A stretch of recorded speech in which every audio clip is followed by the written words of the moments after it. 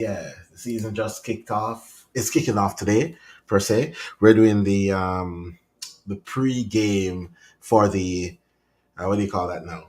The curtain raiser of the season, which is the game between Crystal Palace and Liverpool. So yes, so we're doing a precursor for that.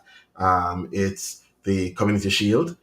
For who don't know, yeah, the Community Shield kicks off today, and there is a curse on the Community Shield. They said the winner of the Community Shield always go on to lose the league. So we're gonna see if Liverpool can break that curse this season of being the second team in 10 years to win the league after winning the Community Shield. So the last team to do that was Manchester City, and that was, they only did it once. So in the four-peat, Manchester City has not retained, like, won the Community Shield and won the league after. So yeah, that's going to be a tough one today to see. Do a quick check to see if the lineups are out today. Um, for me, again, I don't rank the Community Shield up there as one of the top trophies to win throughout the season. I just think that it's a friendly, and that's what it is for me. The Community Shield is pretty much a friendly for me.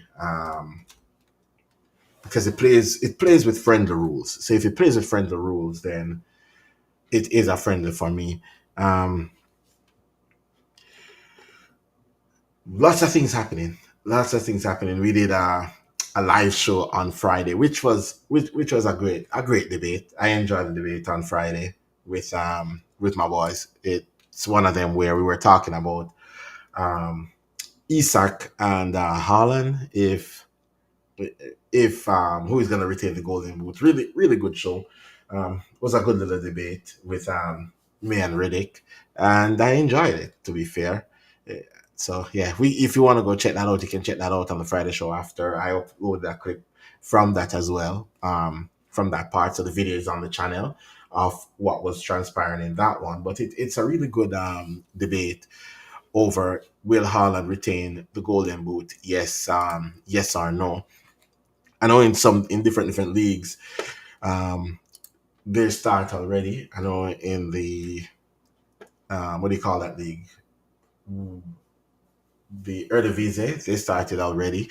Um, Championship starts already and stuff like that. But yeah, let's see. Because looking forward to the preseason. Looking forward to the season. Sorry, we also have our fantasy team um, on which side is this one? No, on your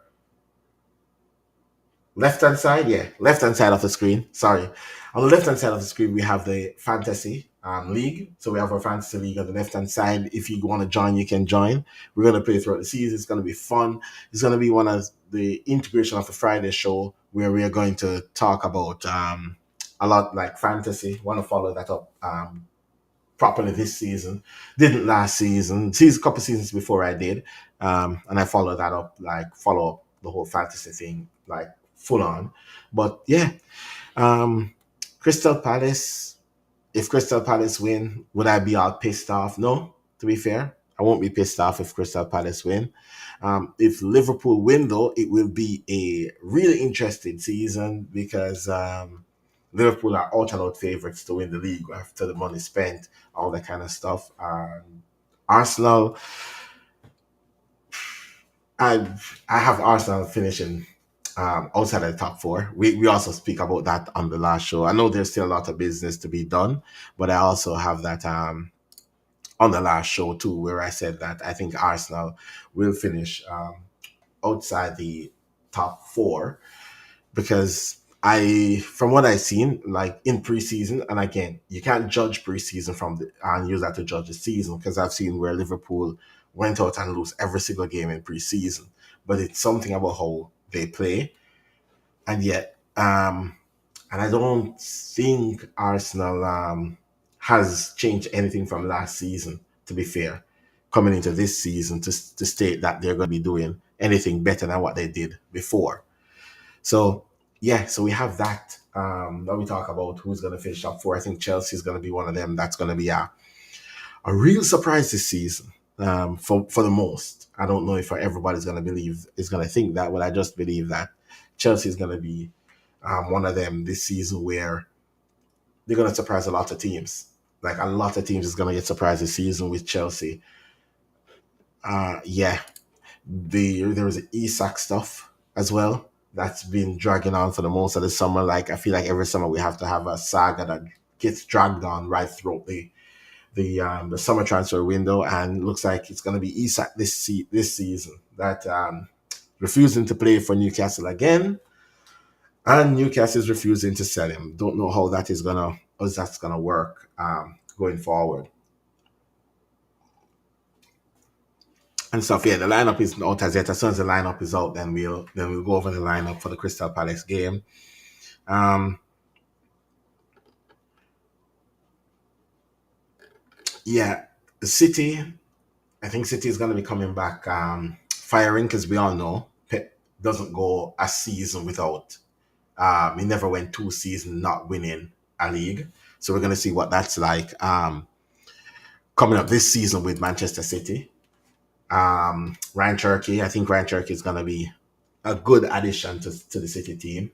Like a good creative spark in that City team. How well will he play? I think he's gonna do actually well.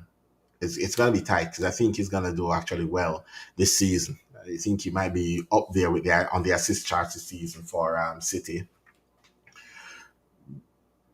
Chelsea made some good acquisition up front. Again, as I said, I just I kind of like the acquisitions that Chelsea make in their front line. I like Chelsea acquisitions this season. I also like the Tottenham. I think Tottenham really had a good team. I just believe that the manager before just these players does not fit his system.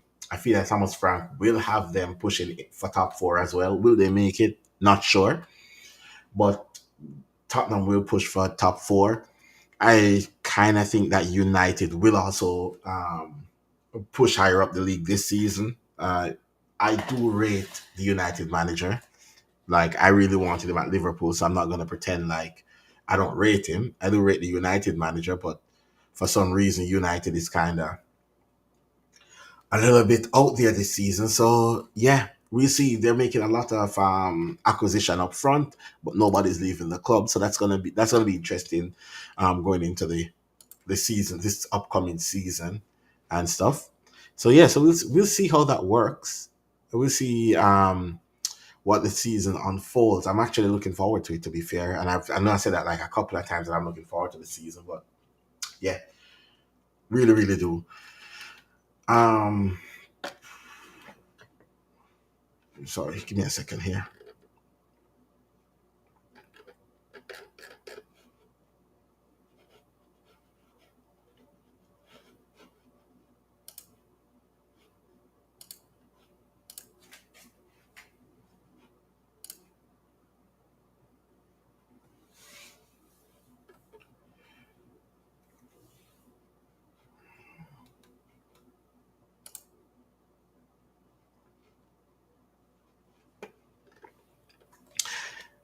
Yeah, so people, who do you think will win the game today between the likes of Liverpool and Crystal Palace? If you want to drop that in the comment as well, who do you think is gonna win? Liverpool, Palace. My money's on Liverpool, but again, and then the other thing I want to know too: do you think it is a curse, this Community Shield? Because out of the last 10 Community Shield, as I said, only one team that has won the Community Shield went on to win the league, and that was City, and they only did it once. That they won the Community Shield and then went on to win the league after. Every single time there is a Community Shield winner, that winner goes on to lose the Prem. So yeah, just let me know if you think that there is a curse on the league, yes or no.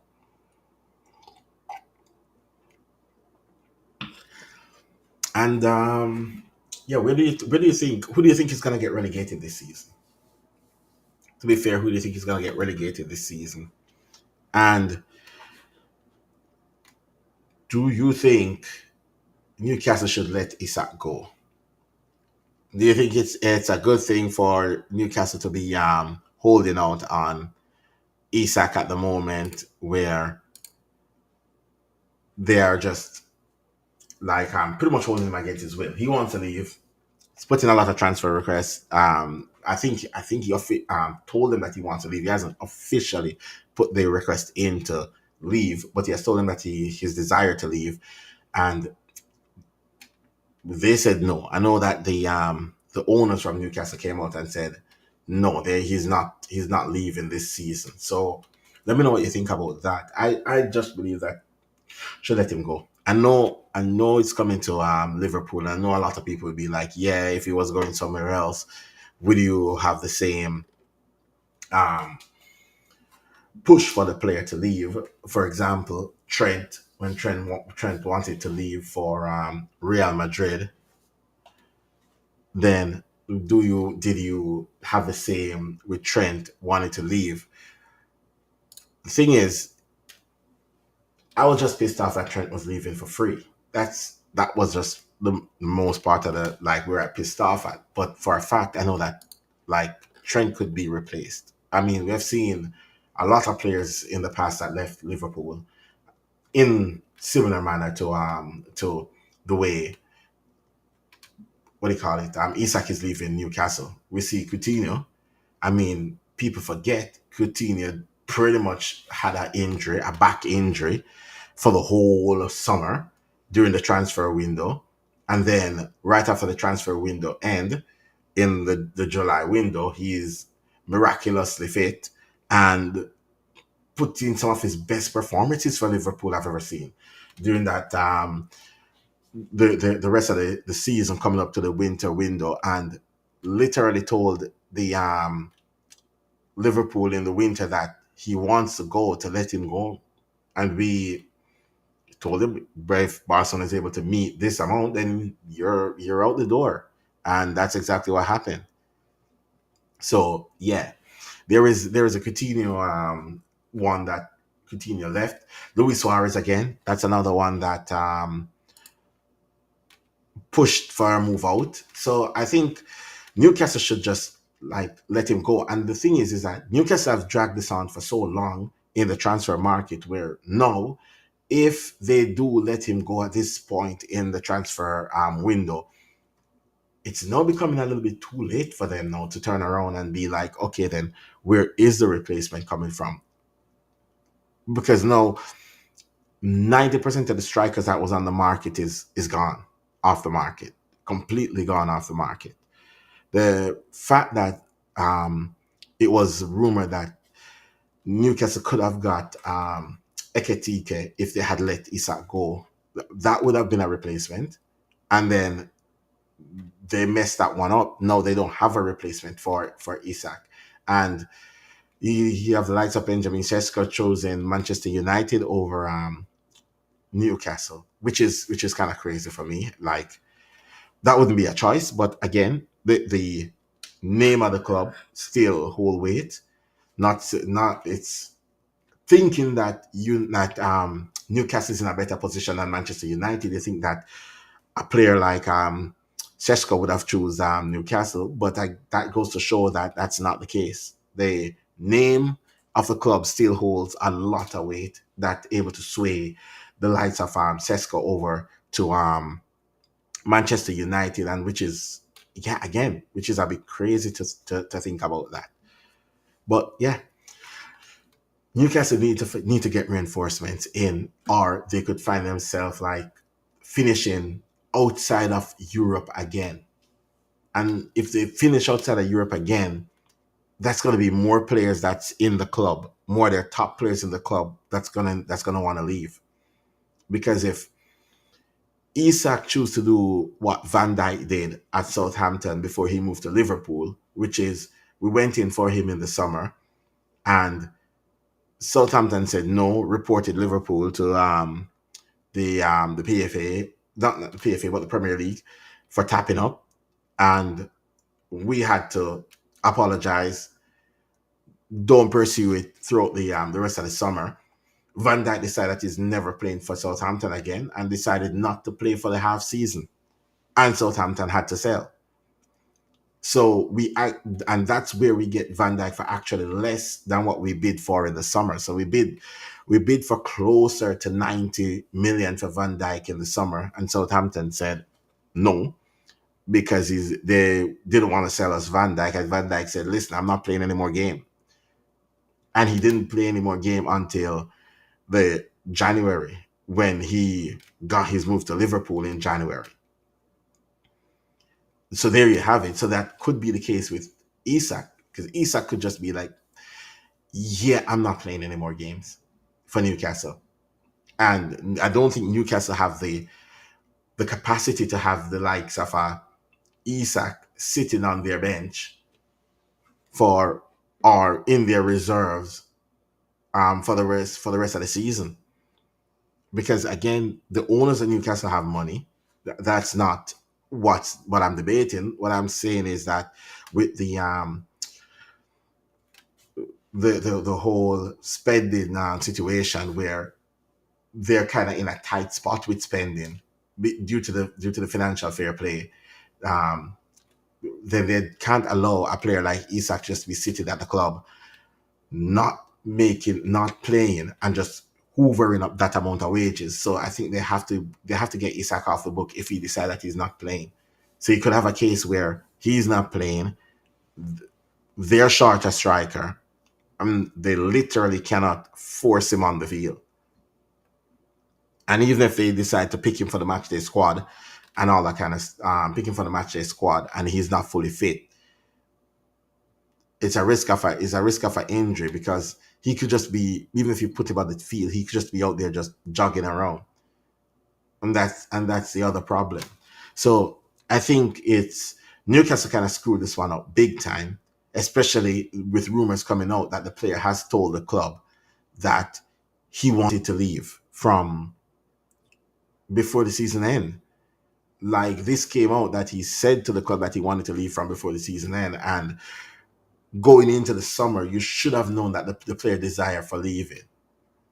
So you should have put in like contingency plan for the player leaving. The fact that Newcastle doesn't have a contingency plan for the sporting director leaving, like they don't have a sporting director, which is kind of crazy and stuff. So that's kind of crazy as well. Big up yourself, Arsenal fan from Korea. Yes.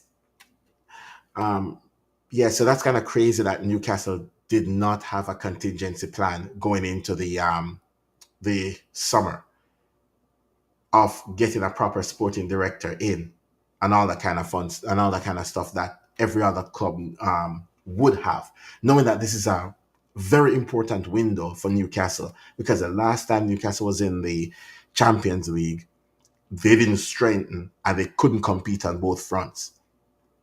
There is a lot of good sporting directors that are out there, to the fact that the club is that poorly run.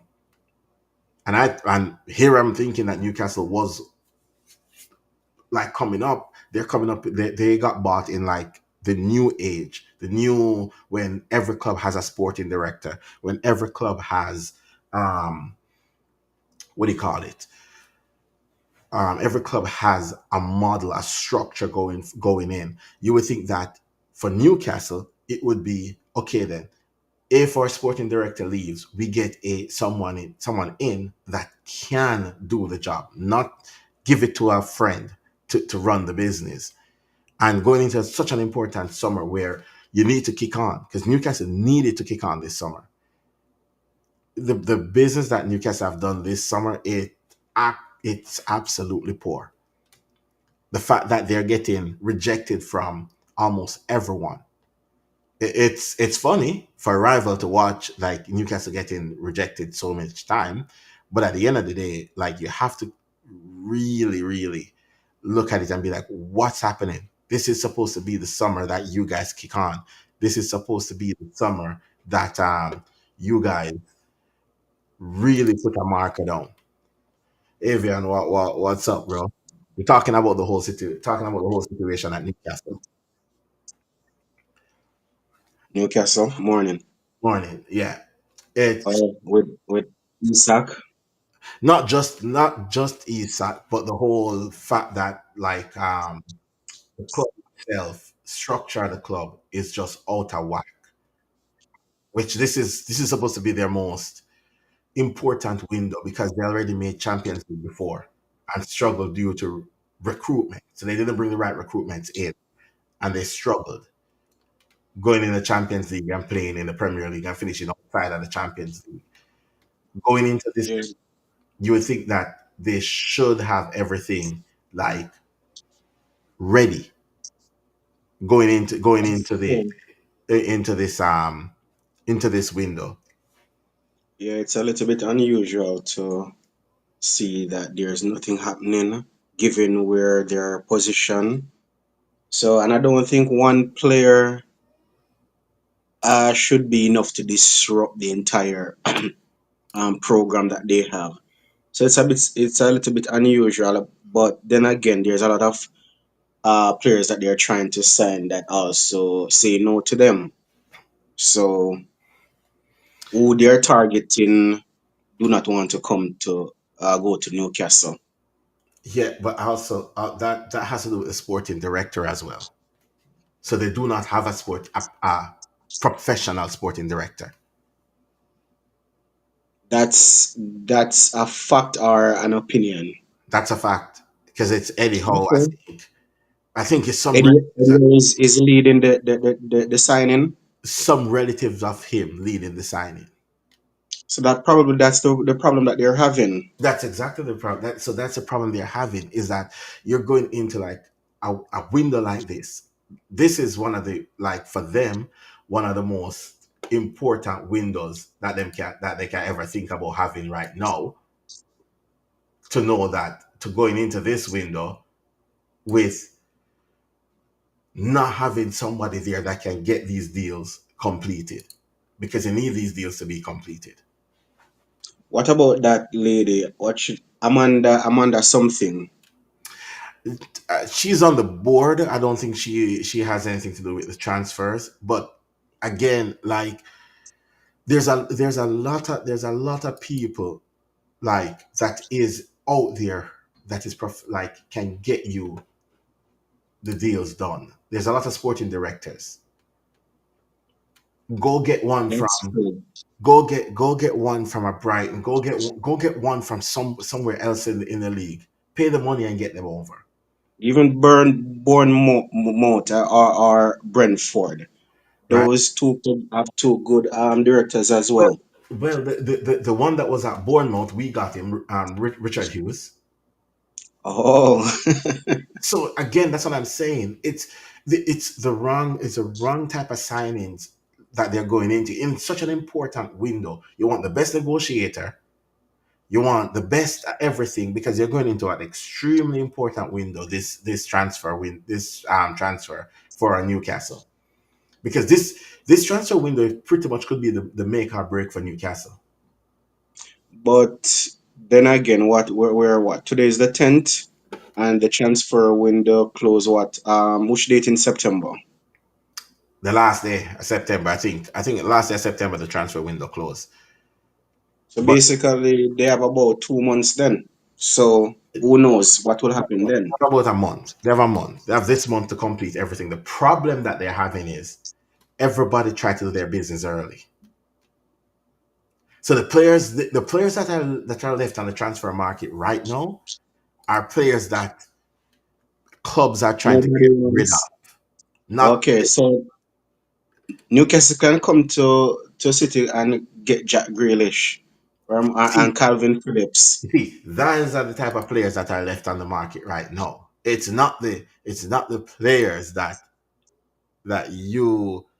um you will be wanting to bring into your squad.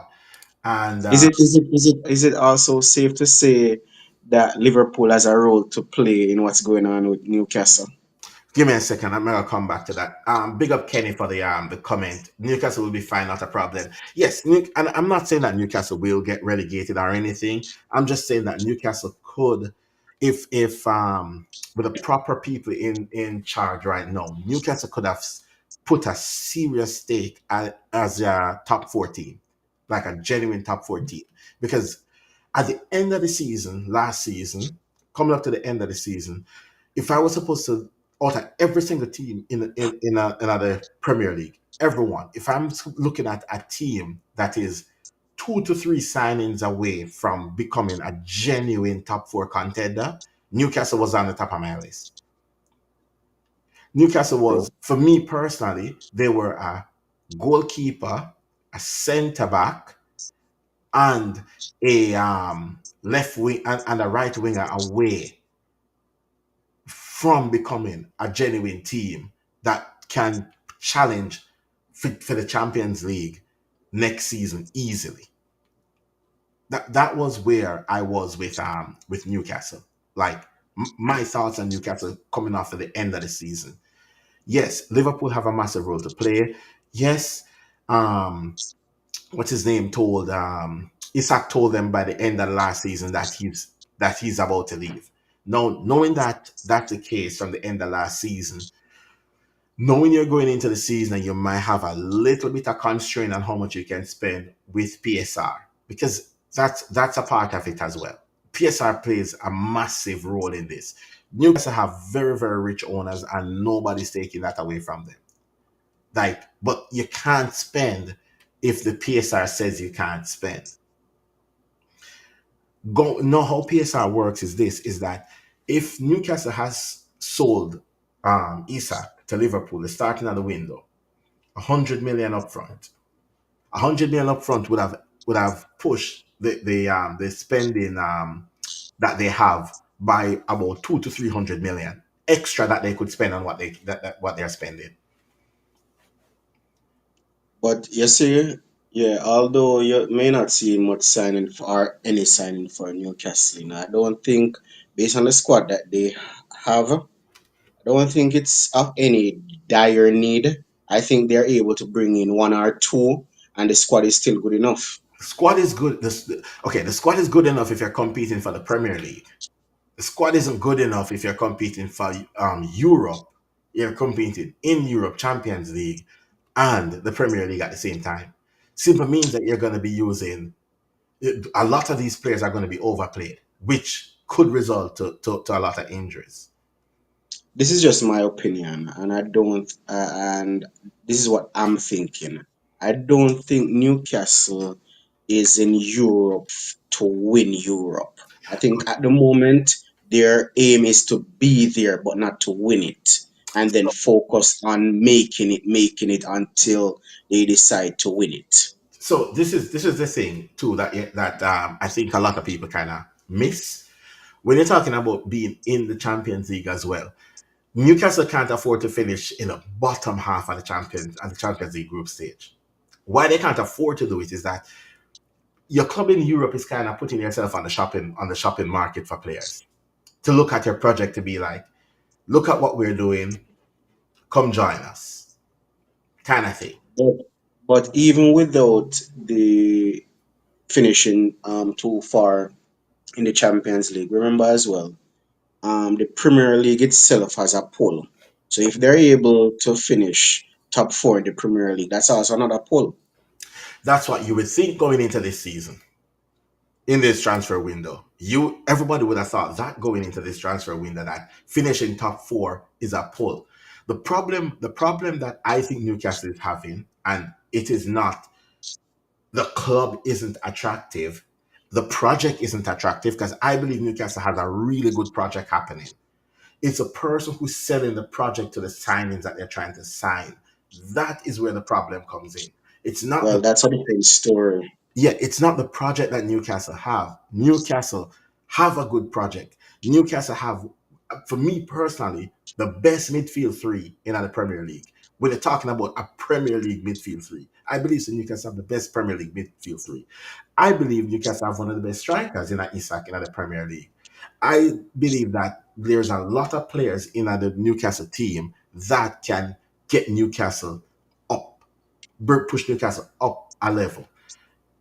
A lot of players that are there. The thing is that I think going into this, and that's why I said going into this summer, is you're going to need somebody to sell the project to players coming in, right?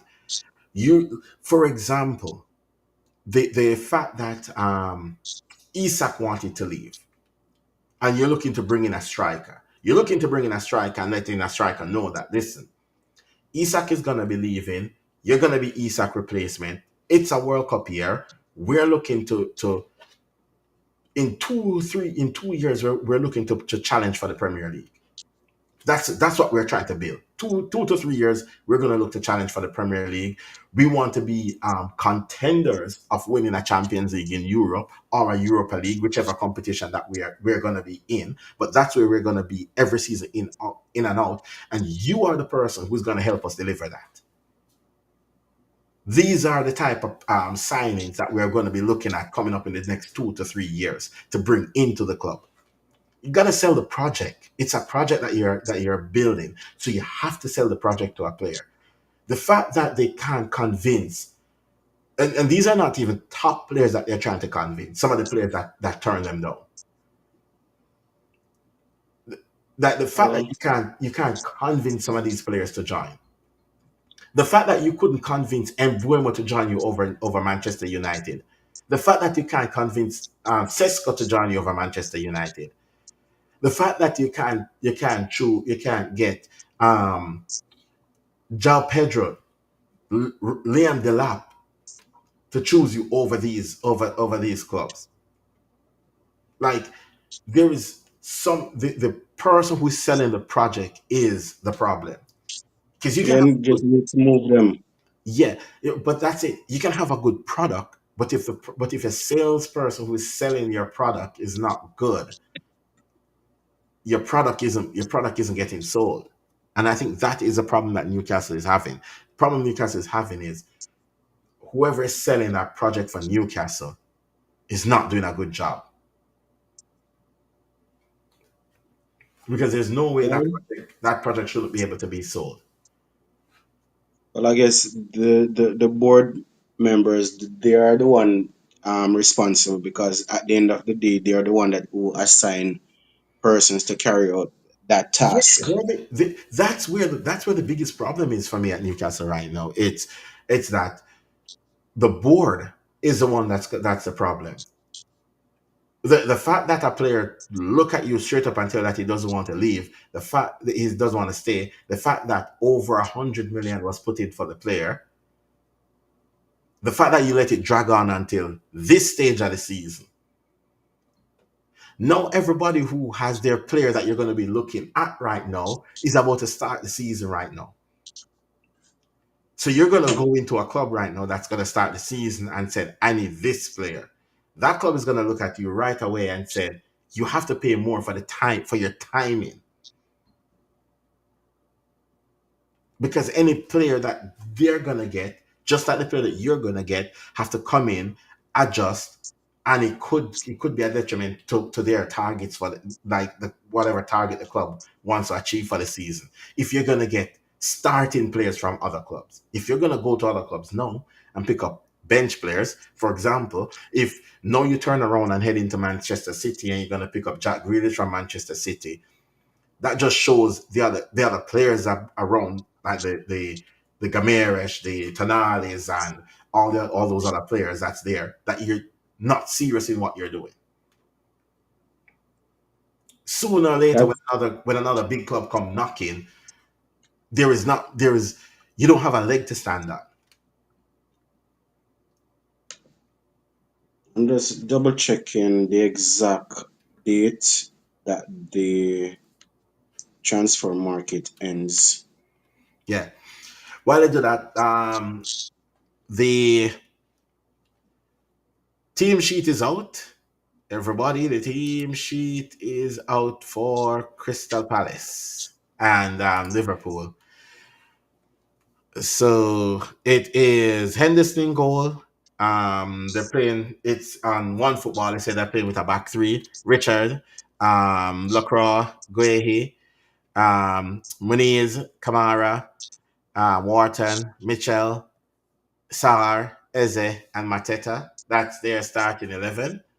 Liverpool starting 11 have Alisson in goal, Frimpong, Kanate, Van Dijk, Kirkett, Curtis Jones, Sabasai, Salah, Gakpo, Wirtz, and Eketike up front. Okay. I don't know if I want to win.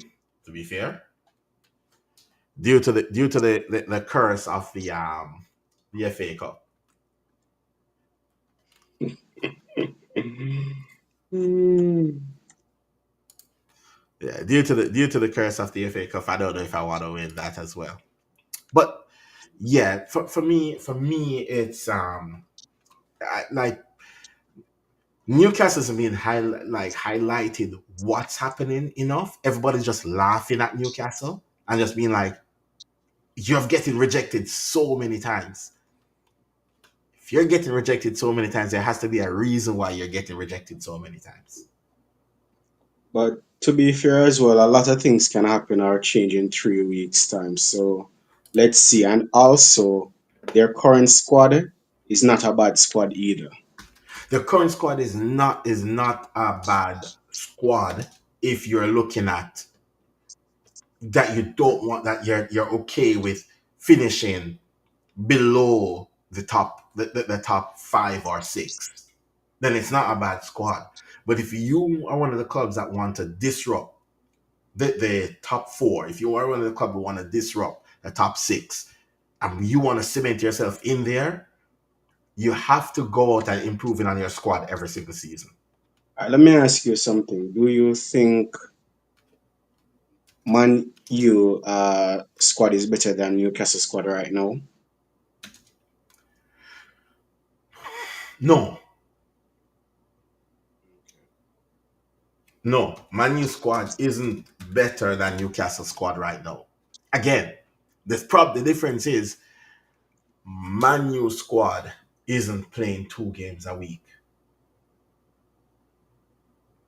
Yeah, I understand that. And probably based on the opinion that I have of Newcastle may contribute to the way I'm thinking about them. Because for me, I don't think at the moment Champions League is a priority for them. It The is. priority for them where Champions League is to be there, No, no. not to really. For the owners, it is. It's all right. So I'm gonna put this in. It's similar to when the Saudi bought Manchester City. You guys had to go out and you guys have to overpay for a lot of players earlier. But then again, the the um That's true. the the whole regulations weren't in place. It's when you guys start spending that big money, they're like, okay, we can't afford for another club to get bought out by multi-billionaire owners and just come in and buy their way back and buy their way up the league. Let's put a structure in. Now the structure is in. With the structure being in, you have to be smart about what you're doing. You you have to be very, very smart. The thing is that I just believe that I know a lot of people said, okay, Newcastle is trying to shop in the window where all the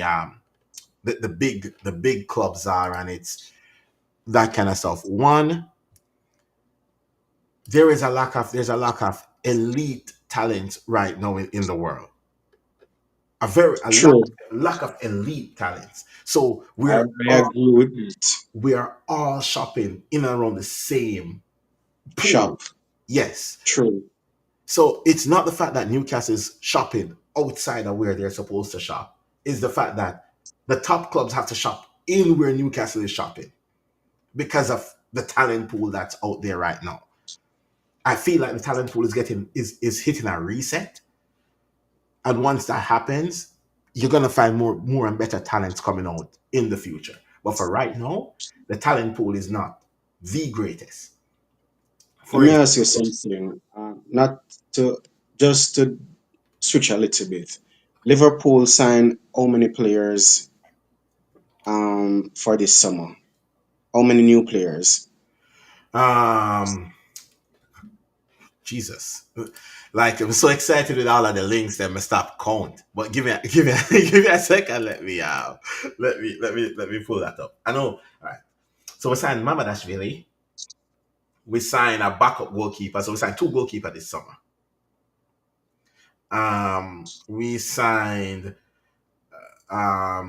Frimpong Works. We signed Kirkes. We signed Eketike. So that's around what, six we got already. Six. Okay, okay, And oh god, it is. Hold on, let me get the right number for you because it's a lot of because there's players that's starting and there's players that came in as a part of squad as a squad part of the squad, but they're just younger players. okay. That like from the academy. No. Like we bought players in, like buy players, but they're just younger players. Like they're like not Okay, 18, so 19. will they be contributing to the first team? High possibilities, some of them, but so we sign this season. Okay, let me see now. So one, two, three, four, five. All right, we have five players that Okay, would contribute to the first team. Um, the that include the goalkeeper. that include the goalkeeper, but the other goalkeeper we buy, yeah, he will be. We buy Preston Norton goalkeeper. Okay, Well, we get him on a free transfer. He's 28, but he's not gonna be third choice goalkeeper. okay. All right. So based on the lineup that I'm seeing, that would be your the starting 11. No, we're missing Grav. We're missing Grav, and we're missing McAllister. That would Okay, have Gravenberch injured. suspended. Okay, so McAllister and Gravenberch would trade Shabasly and Curtis Jones. Maybe, and that is a massive maybe. And when I say a massive maybe, trust what Miss Taylor says a massive maybe. I am not sure where the how we're gonna line up this season. Okay, so Yeah, out of the two that you mentioned that didn't, McAllister is on the bench. yeah, he's on the bench. So out of the two that didn't start and the two that are in the middle, which one most likely to be trade out? Curtis Jones. Curtis Jones for Gravenberch. Yeah. Okay, all right. But So but depending on the opposition, because I think this is where it comes in now. It's like we're gonna have a midfield that is gonna change depending on who we play. I think the only person in that midfield that is gonna be guaranteed a start in that midfield is Florian Wirtz.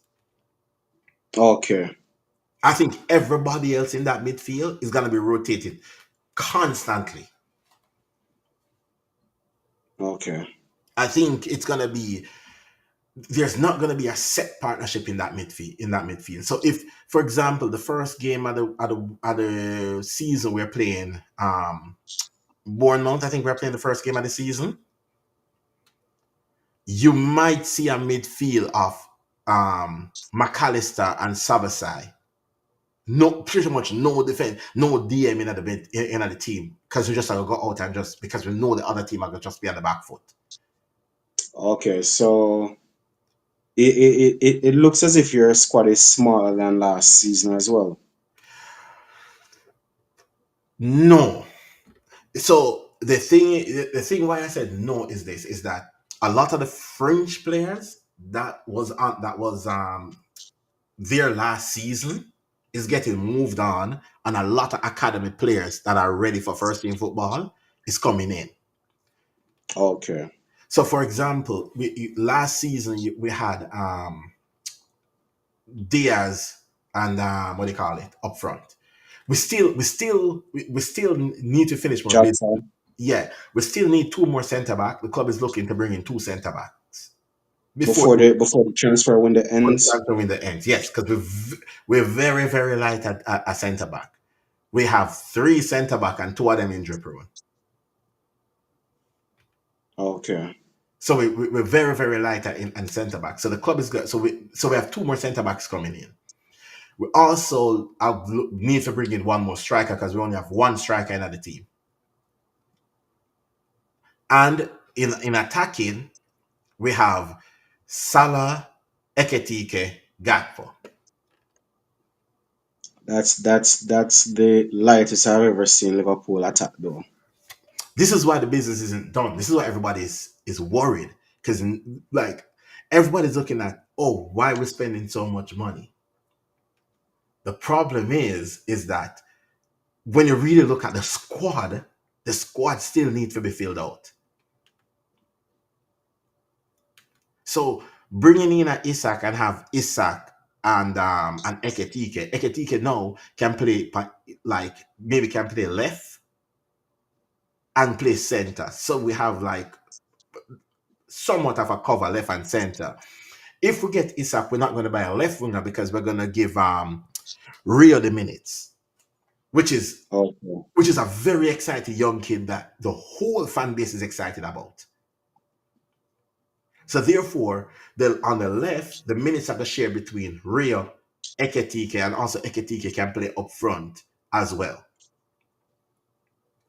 We still a Okay. look for remove Chiesa out of the squad. We still a look for remove Harvey Elliott out of the squad, like in selling them. And we still a look for remove Andy Robertson out of the squad, which is selling.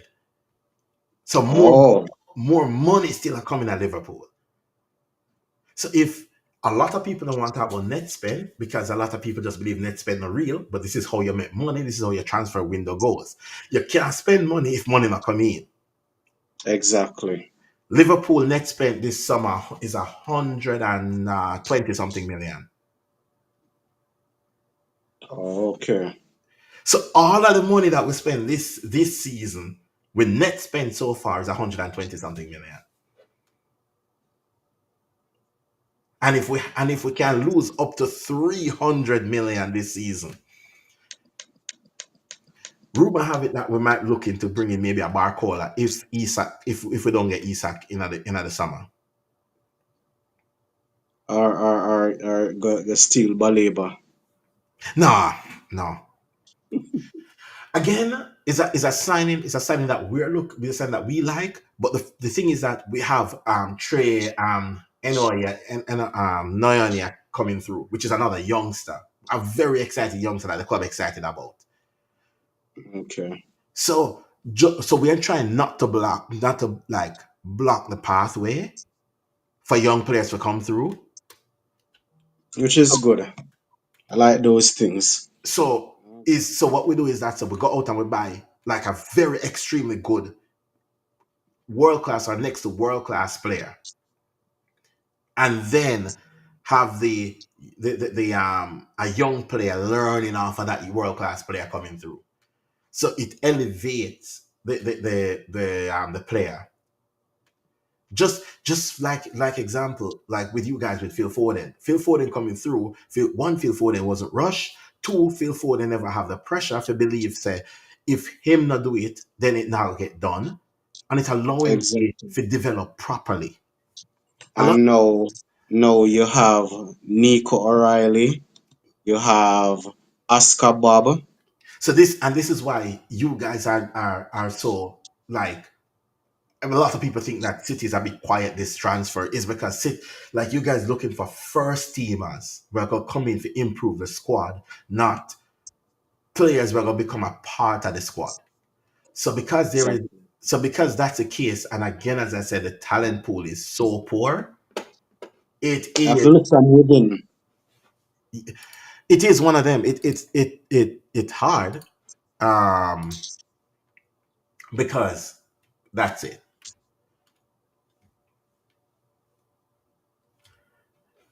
The talent pool is poor. Without a doubt, the talent pool is like extremely poor. So there is not much we can do about that. And everyone is complaining about the same thing, the talent pool. Very poor. Yeah, look at it. Any player that is a little bit above average, like a player now that's about to be world class, you're looking close to 100 million. Everybody's saying True. every, That every, is so true. everybody is doing the same thing. A player that is about to become world class, you're looking at it and the amount that you have to spend. So Liverpool is going for their first trophy for the season now, shortly.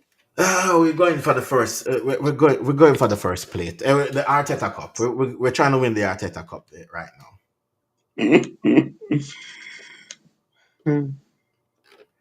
This is a friendly in every way, shape of the word friendly. I don't want anybody to get this twisted. This is a friendly because the fact is that it plays with friendly rules. It plays with friendly rules. So the FA Cup, you can do a entire team change. Not in the FA Cup, in the Charity Shield, yes.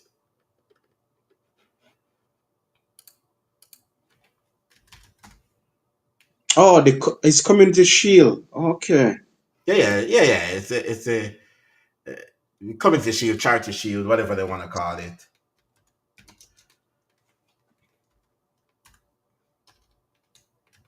What do you think about Wolves? This transfer window. Wolves. I think Wolves has a really good squad. Like if a lot of the players that from Wolves squad are players that top clubs look at and maybe just believe that they're not there yet. But some of Wolves' main players were siphoned off by other clubs Yes, this season as well. This yes, transfer window. yeah. I get that, but for example, let me pull up Wolves squad right now. All right, still have two good goalkeeper, Jose Sarr and Sam Johnston. Defense still good enough for me. A lot of defenders need to prove themselves this season in a Wolves. Midfield, they are a bit light. I would say that they are a bit light in midfield, but the Jao Gomez, Buncha Club look at him. Andre, Liverpool was in talks with Andre to sign him the whole. I think Klopp this last season Klopp was at the club where we looked to sign Andre from when he was in Brazil. Um, Belgrade, I like Belgrade. Belgrade for me, I like Belgrade as a player. Or Belagarde, whatever his name is, call him Belgrade. Um, Fabio Silva, I don't know if Fabio Silva will ever kick on. A lot of people rate Strand Larson. He Chan will show up when He Chan feel like he needs to show up. Rodrigo Gomez. Again, there's just a lot of players there that need to kick on. So they play about five friendlies and they drew one and lost four. And for So me, for me, for me personally, the friendlies is not one of the things that I look at as result wise. Reasons why I don't. I've seen friendlies where Liverpool play friendlies and lose every single friendly and go on and win the Champions League. If the manager if managers do it, friendlies is more of the what's happening in the game, as in, is the manager trying new formations? Is the manager trying to do something different? Is the manager trying to set up different? Like, is he trying to get something different to the delivering to the players? And if that's the case, then sure. But if it's like what we see with Arsenal preseason, where they look exactly the same that them look throughout the season, then you're trying to wondering like what you're trying to do preseason. But again, I don't read too much in preseason. This year is one of the worst I've seen. I think what's happening in the space is not many people want to talk about things that are not trending. So a lot of people want to just talk about like the trendy stuff. The problem is that I've never seen a preseason games get so much highlight in my life. I've never seen preseason get so much coverage in my life. People doing watch along, people doing like analysis, people try to break down, people that lose them head over why this player not player, why this player player. Like, I think there's a number of contributing factor to that. I think one, some team didn't play as expected last season. Plus, there is, let's say, somewhat of some exciting signings for a lot of club. So I guess that's one of the reasons why it has been highlighted so much, because persons are looking to see what those new players have to offer, so especially if there are clubs that didn't perform well last season. again, preseasons are friendly. It's just a fitness. It's just coach trying to get them stuff out. The reason, like last season, before a ball was kicked and Liverpool was in preseason, I got excited. And the reason why I got excited was because how I saw Arne Slot trying to play in preseason. It's not the results, it's just how I see him. Because in the preseason, he had Harvey Elliott playing in the 10. Exactly. And So we Arne Slot was new at the time, so you wanted to see but what that's he has to offer. But even then, even when Jurgen Klopp was at the club, it was the same thing. It was, let me see what players is trying to break in the team. Let me see how we're trying to play this season. Are we going to try to change anything? The result is irrelevant because when it comes down to the business side of the season, is a business side of the season. So the result become a little bit irrelevant when it comes down to preseason. I just believe that it's there's a lot of people just going over the top for no reason.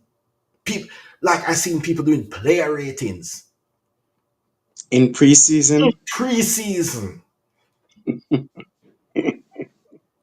Like, are we this drier content that you can't put a show together that doesn't consist of like that? Like, come on now. the match is about to start. Yeah, the match is about to start. Like, I barely have subscribers. I'm like 112 subscribers, which again, people subscribe to the channel. We're trying to get to 250. I don't even push for the subscribers like that anymore. But at the end of the day, it's like, if I'm going to come on and talk about the same thing that this and that other person is talking about, I rather just not. It becomes draining. If you look everywhere, it is one, everybody's talking about the transfer window. Everybody's laughing at Newcastle. Everybody, but nobody's looking at the real reason why. What's happening at Newcastle? Why is Newcastle getting rejected so much? Out of every other club across the Premier League, they're the ones getting rejected the most. Newcastle fans are losing their crap. Newcastle fans are saying it's a cartel. What you need to look at is that the fact that the structure of your club is whacked, completely whacked. Nobody's talking about the fact that Manchester United have not sold one player since the transfer window opened, since the season ended.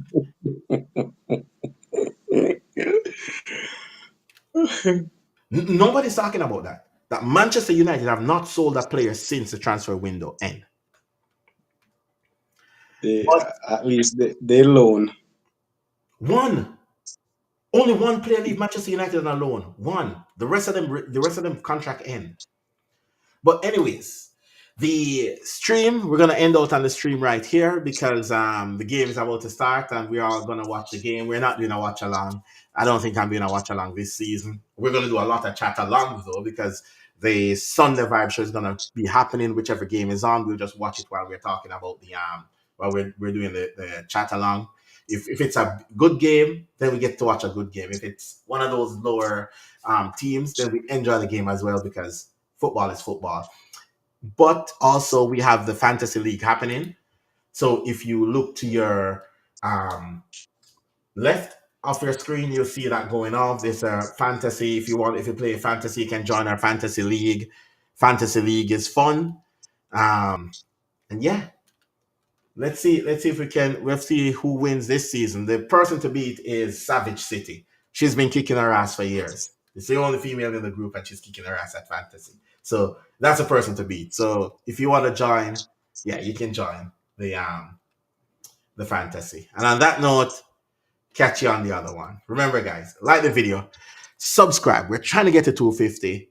That's a goal. We're just trying to get 250. Nothing crazy. Just subscribe to the channel. All right, catch you on the other one. Thanks for dropping by, Avian.